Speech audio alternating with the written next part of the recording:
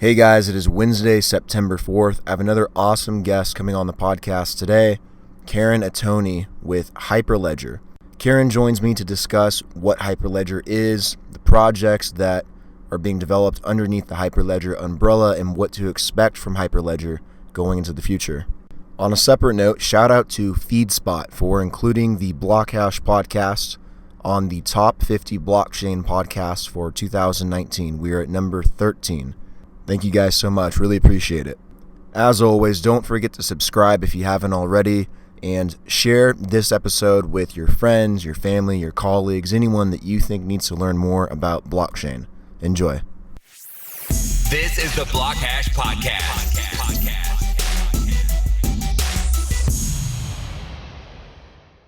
Well, thanks for coming on. Really appreciate it. Thank you for taking the time. So tell me a little bit about your background and how you kind of got into the blockchain space. Hi, thank you for having me on as well. It's a pleasure to be here. I was just listening to an episode yesterday and it was very interesting, so I'm excited to be on myself.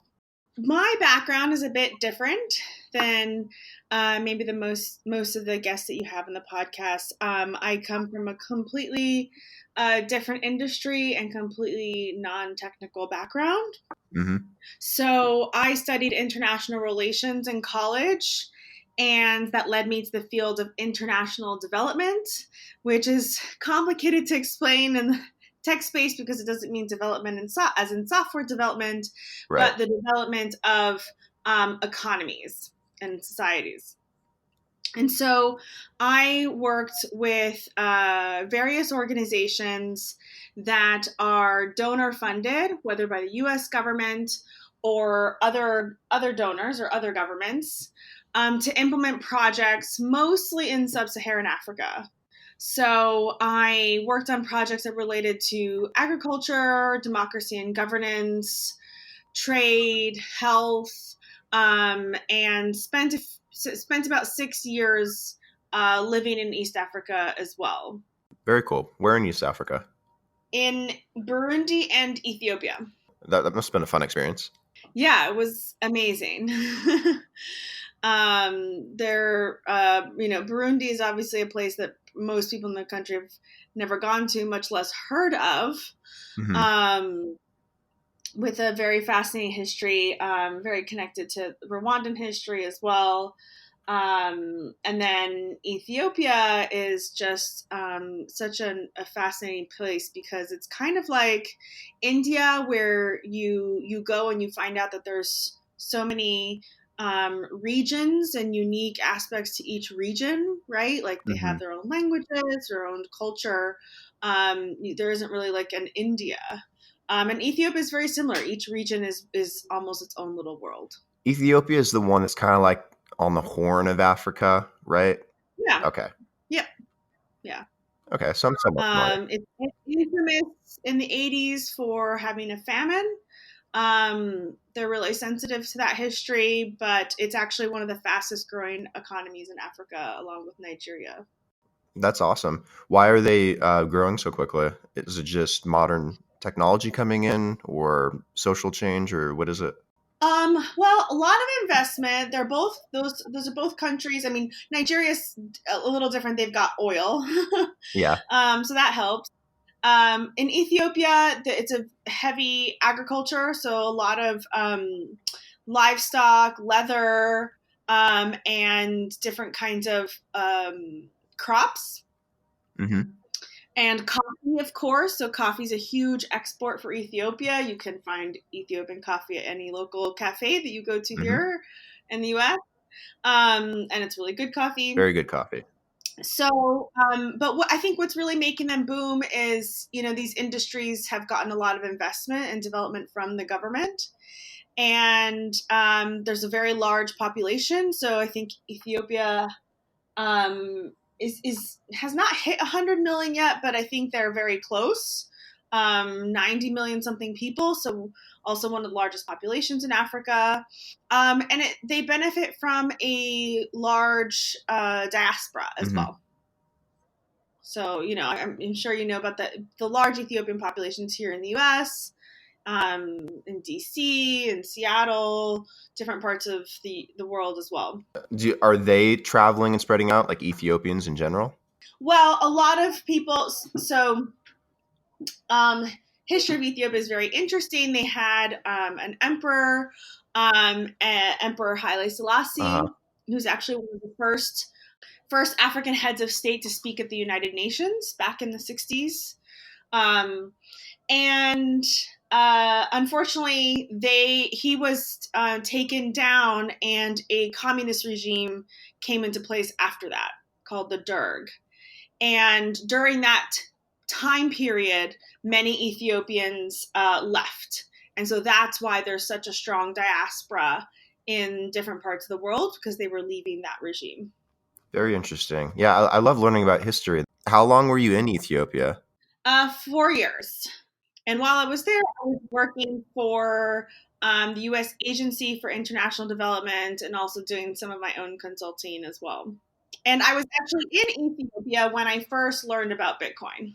Oh, well, so how'd you learn about Bitcoin in Ethiopia, of all places?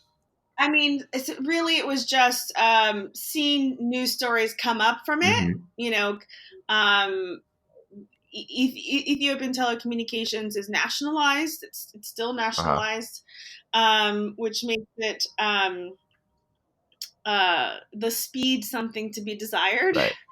And so, I was just started to hear, I think around maybe 2013, 2014, just news stories around something called Bitcoin, and I just didn't know what it was. So I read the Wikipedia page on it.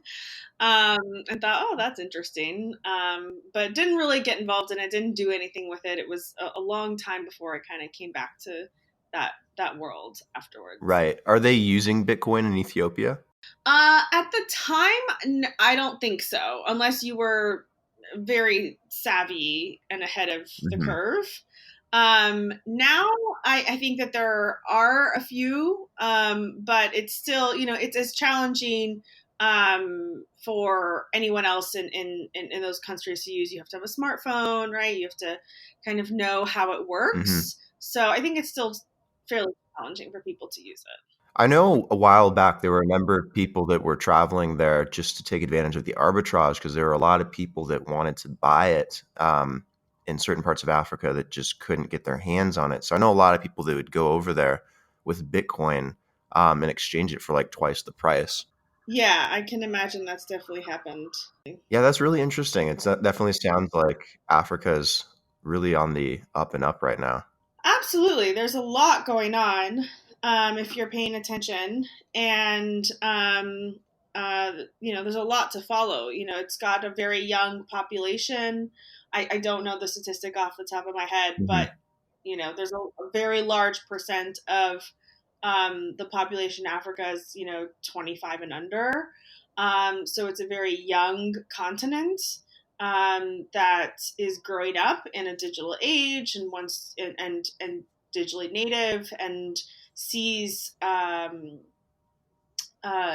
they is very much connected to the world and knows what's going on in the world, and using that to solve for maybe issues that have gone unresolved for a long time in their own countries. I know that that's the same case in India too. I know that India's average population is also very, very young, like early 20s, like under 25. And they're expected to grow tremendously at some point, given modern technology, and then leaping over certain tech implementations that they just didn't get over the last 30, 40, 50 years. And I know Africa is kind of primed for that. Same with some countries in Latin America. But yeah, it looks like Africa is definitely growing quite a lot. And I've also noticed that there's a lot of Chinese going in and buying up land and developing in Africa as well. Were there any Chinese in Ethiopia? Absolutely. They are definitely there. I mean, there's always been that sort of political connection ever since the communist regime in Ethiopia was in power. Now it's a democratically elected regime. But there's always been that connection, and even more so in the last 10 years or so, 10, 15 years, a real commercial partnership. So the Chinese government is doing a lot of major construction projects in Ethiopia and other parts of Africa as well. Or is it mostly like land deals, or are they pulling natural like resources out of the ground out of Africa and then taking it back to China? Or like what's their primary reason for putting so much time and money into Africa? I mean, it's influence, right? Mhm. We're getting into like political hegemony. Oh yeah. So it's really that influence to counteract the American hegemony. Okay. So they're helping build roads, infrastructure, railways, dams, things like that. They definitely do import some of the like agricultural products as well. But a lot of it is more from what I understand, construction. Very interesting. It sounds like you had quite the experience in Africa for sure. I don't think a lot of people get that nowadays. How did you get from Africa and your experience there to where you are now? Or what did you do after Africa? So after spending 6 years abroad, I really wanted to go back to school, and I'd seen how public sector projects work in abroad, Mhm. and really wanted to see how I could get involved on the business side of things. So I went back to the U.S., went to grad school in North Carolina at Duke University, got an MBA there. And it was during my MBA that I started to get exposed more to blockchain, that I started to hear about it. Our university actually offered a class called Crypto Ventures. And I unfortunately didn't take the class, but I Oh thought about man. it. I really wished I had taken it later. Um, but it was when I was looking for an opportunity after business school that I connected with a former student from my school who was working at Tata Consulting Services, Hmm. and he was telling me about his work and how he was working on this technology called blockchain and helping companies understand what it is.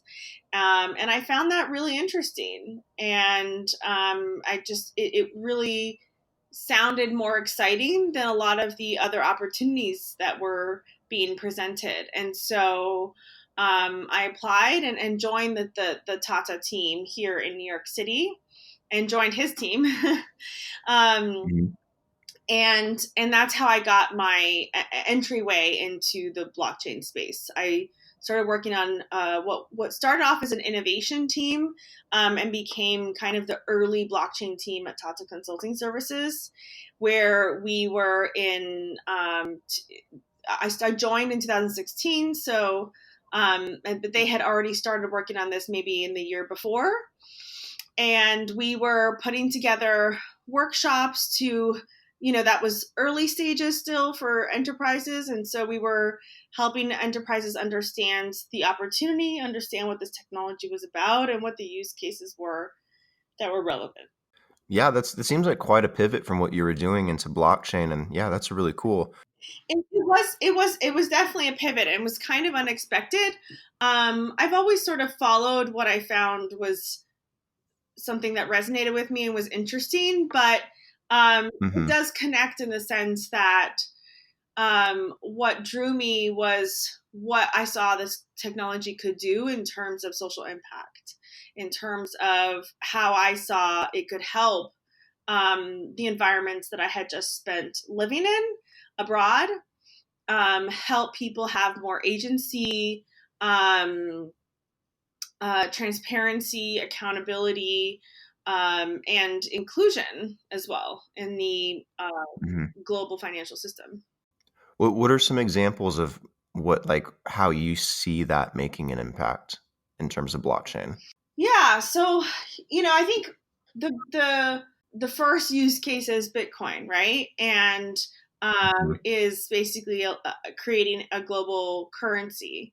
And I think that's like the first that's the first example that comes to mind, and that really existed. And I think the idea of it being just easy to send money across borders to people that I mean, just that is huge, because there's such a significant premium that's put on anyone who tries to do that right now with other mechanisms. And so it's obviously not there yet and widely adopted in a way in which we're all doing that. But I feel like that's the first glimmer of where things could go as Bitcoin or maybe other global currency adoption happens. But I really feel like it's probably going to be most likely Bitcoin or some close iteration of it. And then there's a lot of other projects out there that are exploring things related to identity, things related to supply chains that I think could bring a lot of benefit as well. Do you think that the future of this industry will mostly be permissionless or like permissionable? Because I know there's a lot of decentralized projects out there. Obviously, there's tons of different cryptos. We've heard of all the different blockchains, but it almost seems like some of these big companies, like the big Fortune 500 companies, aren't necessarily on board with a decentralized blockchain, and for good reasons too. They might want something that's more permissionable for IP reasons or for privacy or for like intercompany stuff. Do you think we're going to see permissionable or permissionless blockchains really kind of go mainstream first before the other? First of all, I think we're going to see both. In terms of which goes mainstream first, I don't know, but I really think we're going to have both. I think the world is just going to need both kinds. It's not an either or. It's really a spectrum of needs and requirements. So like you mentioned, there are certain entities or situations in which you just need to know the actors that are involved, or you need privacy on the transactions. Now there's a lot of research being done on privacy with zero knowledge proofs and other mechanisms, and those will be useful in many cases as well. But I don't know if it's eventually going to replace all privacy use cases. So yeah, I don't see it as either or. I find that dichotomy kind of not useful. I think it's just sort of a distraction. It's let's keep the development going and work together and see what makes sense for the situation at hand with the existing technology that we have at hand. Right. Totally agree. In terms of the development, you guys are doing a lot of development at Hyperledger. How did you start working with Hyperledger, and kind of what is Hyperledger? Yeah. So I after about a year and a half at TCS, I shifted to the Hyperledger team. I joined their ecosystem team. And so for those of you who don't know what Hyperledger is, what we are is a open source software development project.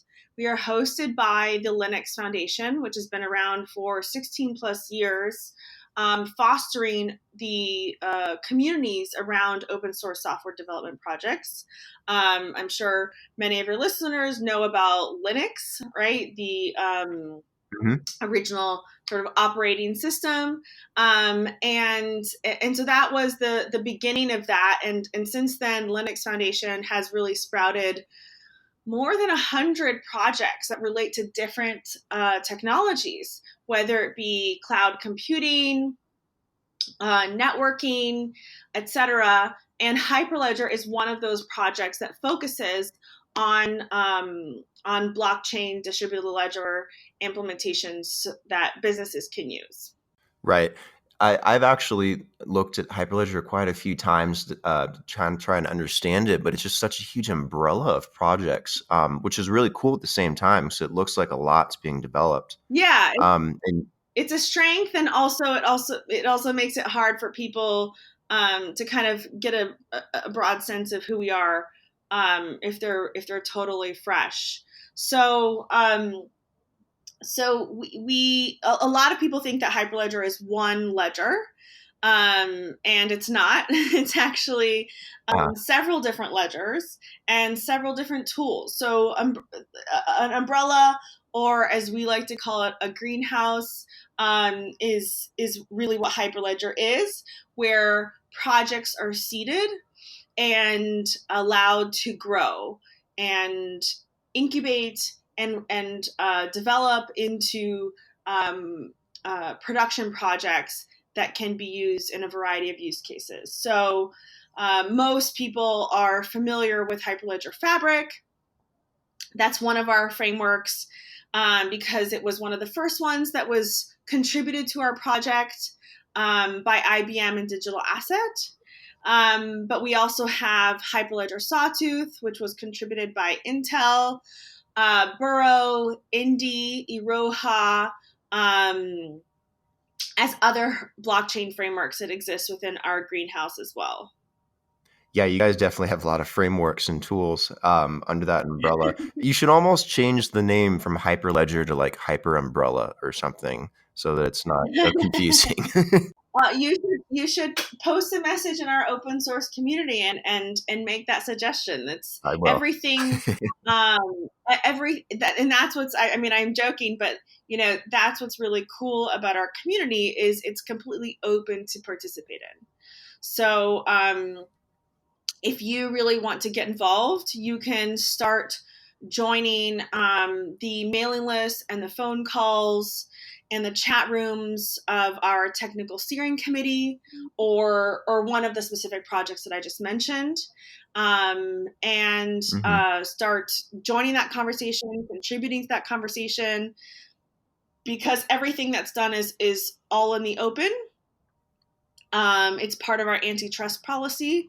So every call has to be public and able for anybody to join. And so you can join that conversation and start, providing input, or providing code, or helping draft a white paper, et cetera, whatever it may be that group is working on. What's the most active place to like submit feedback or like kind of engage with the community? Yeah, there's a few different ways. So if it's about kind of getting feedback for a specific framework or tool that you've worked with or that you have questions on, each community has a wiki page on our wiki.hyperledger.org. They have regular calls, a mailing list that you can join, and a chat room. A lot of times the chat room and the mailing list are where you would kind of put that, provide that feedback or ask questions. But that's where the community lives. And so if you want to get in touch with them, that's what you would do. Okay. Yeah, I'll definitely dive into that at some point. Yeah, the maintainers are on those lists, people who are actively building the code. Awesome. Yeah, I'll definitely check that out. We don't have to go through like all of the frameworks and all the tools, but like what are like a few of them that you're well aware of and how they work that you think are probably the most prominent at this point? Yeah. So, if you're looking for a blockchain, a sort of general purpose blockchain framework, you want to look at Fabric, you want to look at Sawtooth, and Iroha. Those are blockchains that are going to be able to fit every use case. They'll just have different styles, different ways in which they were built. And so it can be sometimes a matter of preference or just really familiarity that brings someone to one project or the other. Our other frameworks, we have Hyperledger Indy, which is very specific. It's not a general purpose blockchain framework. It's a digital identity framework. So it's specifically designed to be used for digital identity use cases. And that's a really exciting one. That one's been used in projects in digital identity in Sierra Leone, and also with the government of Canada as well. And it's been a cool project to follow that I personally enjoy hearing about what they're doing. And then Hyperledger Burrow is a smart contract Ethereum virtual machine. So they're not a general purpose blockchain framework. They are specifically focused on smart contracts. And but what's really cool about Burrow is they're a permissioned Ethereum virtual machine, essentially, and they collaborated with the Sawtooth community and with the Fabric community to allow for both of those blockchain frameworks to accept Ethereum transactions. So because of Burrow, Fabric and Sawtooth can handle Ethereum transactions. That's interesting. How do you make? I assume that the permissionable Ethereum virtual machine with Burrow is private, correct? Yeah, so you would be setting up a network with known actors. Would it use Ethereum or Ether for those contracts? You wouldn't need to necessarily. If your contracts don't have a financial component to them, which they may not in a permission setting, but you could. Is Burrow something that could be used by basically any company that wanted to utilize that, or only the companies within like the umbrella of the project or that are involved with it? Oh no. Yeah, no, absolutely. Anything under the Hyperledger umbrella can be used by anyone. Our code is completely open source. Anyone can just use the code and never even tell us about it. That's the hard thing for me and the people that our team, our staff, is that you don't have to tell us. There's no permission to use Hyperledger technology. And so we are always trying to learn about how is it being used in different parts of the world. And we're always fascinated with how, there's so much going on as a result of that. It's hard to keep up with.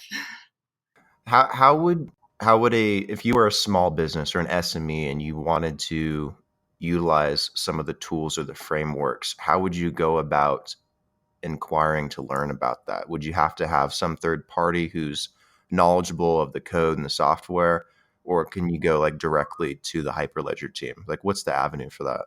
Yeah. So it depends on that person's or that company's level of knowledge or comfort and familiarity. Mm-hmm.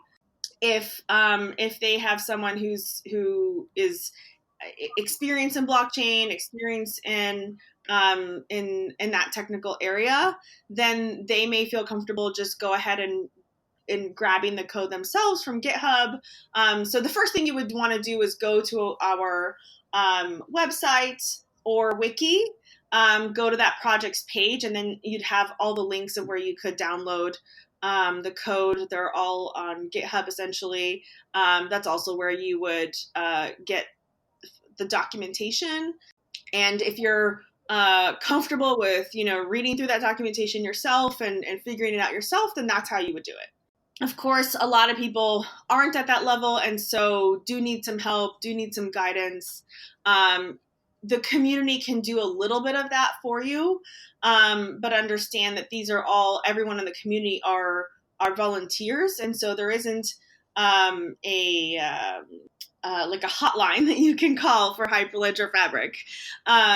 You can connect to the community, and there's definitely a lot of people who are there to help as open source communities work, mm-hmm. right? To help people with some issues they have, starting up a network, questions they have.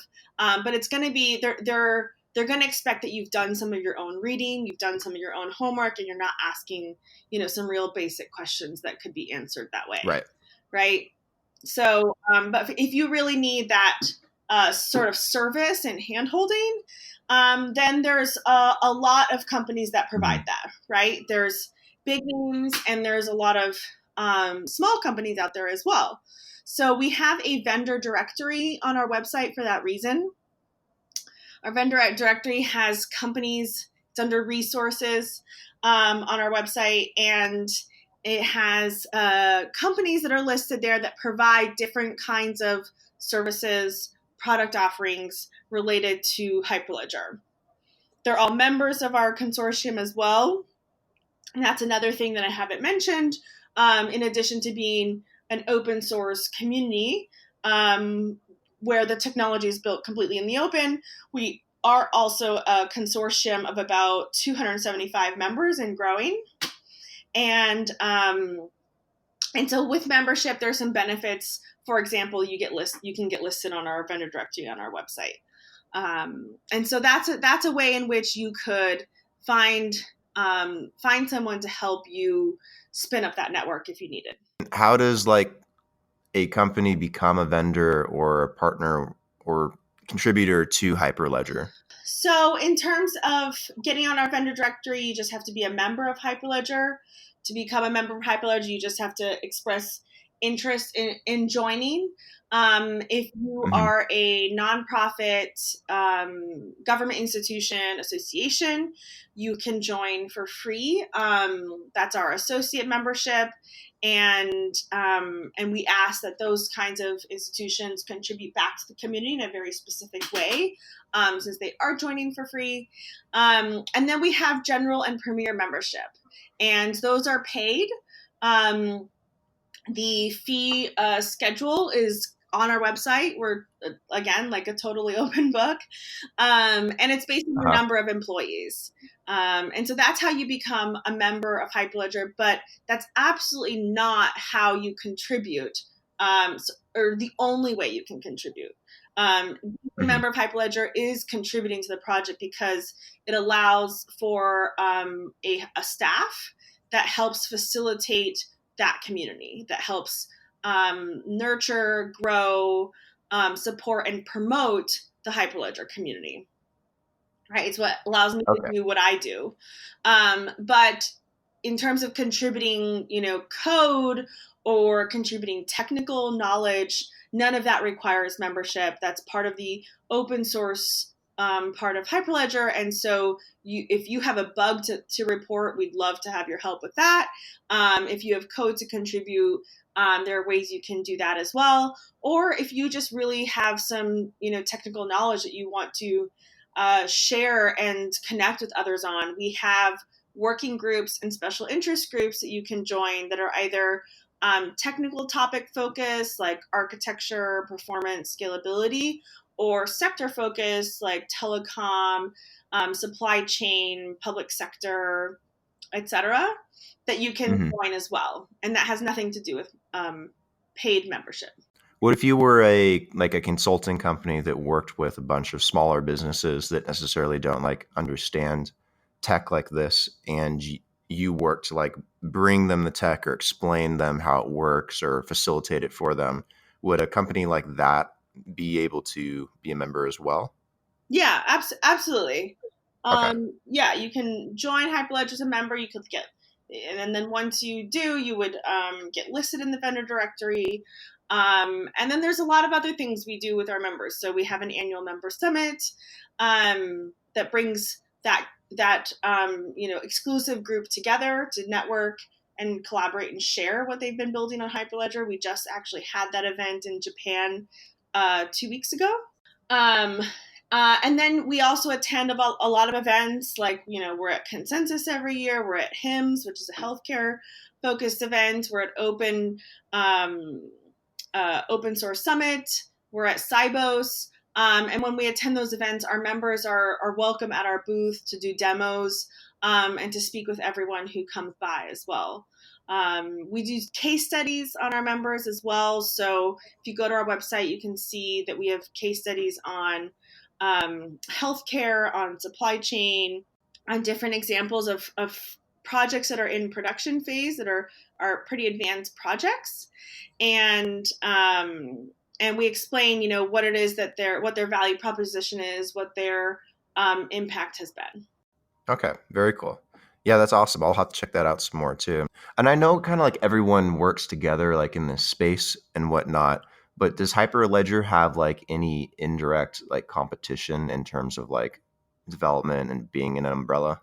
Yeah, so it's funny because a lot of people, and I think we've gotten maybe a little bit past that. Hopefully, I feel like last year a lot of the kind of panel topics or just meetup topics that you'd see around there were very like Hyperledger versus X, Mhm. and the thing is a lot of people see Hyperledger as being competitive with Ethereum, with R3's Corda, with Quorum, and in some ways it is, in the sense that these are definitely examples of widely known blockchain distributed ledger frameworks that are somewhat general purpose for some of them, and are available for enterprises to use and experiment with and choose from, right?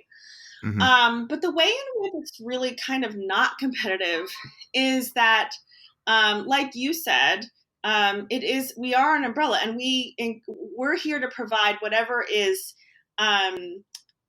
stable, secure code that's useful for enterprises who want to take advantage of this technology. And so if there's something interesting that's happening out there, there's no reason why it can't come into our community. Case in point, Ethereum transactions, right?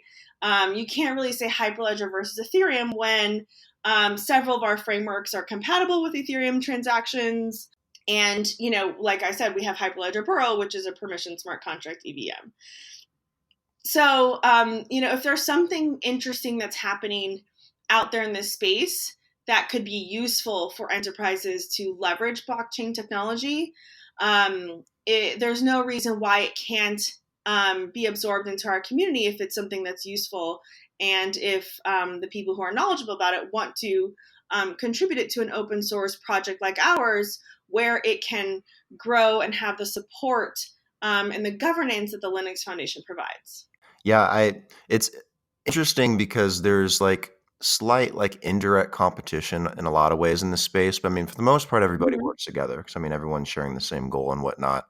Yeah, it's cool to see what Hyperledger is doing and where it's going and how it's kind of bringing all these companies together under this pseudo umbrella and developing all this stuff.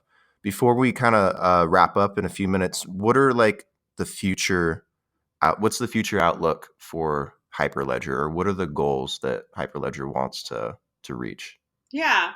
So, I think a lot of what Hyperledger set out to do is what I kind of just mentioned, is really be a home for where enterprises can go to find the right technologies that work for their use cases, and be sure that those technologies are being built in a structure that's got good governance around it, and isn't dominated by one company or organization, and therefore has potential future stability and sustainability. There's also been a lot of talk within our community about componentization. So allowing having less there be less sort of wholly formed projects that are have all these different features that just live in that project, and instead kind of breaking out those different components so that it can be used across different projects. And so that kind of portability or interoperability between our projects is something that really is a future goal for the organization, and it's something that we're already starting to see. So one of the latest things to come out of Hyperledger is a new project called Hyperledger Transact. And Transact really represents this continued evolution at Hyperledger towards this greater componentization that allows a more rapid and responsible adoption of new blockchain technologies. And what it does is it's this platform agnostic library for executing transactions with smart contracts. So it's sort of decoupling the smart contract engine from the distributed ledger. Oh, that's really interesting. Yeah, so usually, smart contract execution is tied to that specific DLT, which limits the ability for you to reuse the code in that smart contract. And so what Transact hopes to do is to reduce the development effort across different distributed ledgers by providing a standard interface to execute smart contracts that's separate from the actual DLT. That's a new one, correct? Yep, that's a new one that just launched this summer. Very cool. When can people look forward to seeing more about Transact? Or it's called Transact, correct? Yes, it's called Transact. So you go to our wiki.hyperledger.org, and it's one of the projects that's listed there. And like with anything at Hyperledger, they've got a wiki page, a mailing list, a chat room, and regular phone calls. On our website, hyperledger.org, we also have a blog, and that blog announcement really does a good explanation of what it is. So you can get a good idea of what it is from that. But if you want to actually kind of get involved, you want to go to the wiki. Okay. Do you guys have like a Medium page, or do you guys just have a blog like on the website? Like, what's a good place to like get? Yeah, we have a blog on our website. We don't have a Medium page. Okay. Is that a good place to get like information on like what's like new with Hyperledger? Yeah. So our blog and our Twitter will always be where we announce new projects, where we announce new members that have joined, events that we're attending that we're going to be at that you can find us and meet us at. Those are definitely the good places to look on our Twitter and our blog as well. Very cool. How can the subscribers follow you and Hyperledger on social media, or where can they follow you and learn more? Definitely the Hyperledger account is the best way. So at Hyperledger, I'm on Twitter as well, at Karen Ottoni, Ottoni. But to learn about Hyperledger, it'd be better to follow the Hyperledger account. Awesome.